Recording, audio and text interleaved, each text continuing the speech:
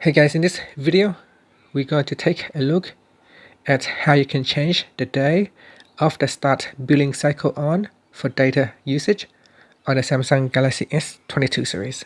First, tap on the home button to go back to the home screen, and on the home screen swipe down at the top and tap on the settings icon.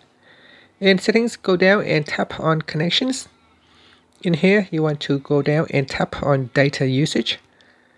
Next, go down and tap on billing cycle and data warning, and then tap on start billing cycle on. From the pop-up you can choose which day of the month, so select a date that you want to use.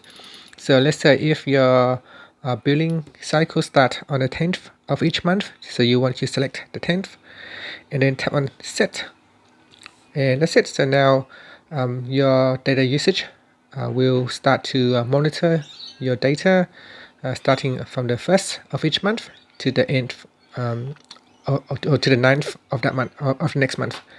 And that's it. So that's how you can change the start billing cycle on the Samsung Galaxy S22 series. Finally, you can tap on the home button to go back to the home screen. Thank you for watching this video. Please subscribe to my channel for more videos.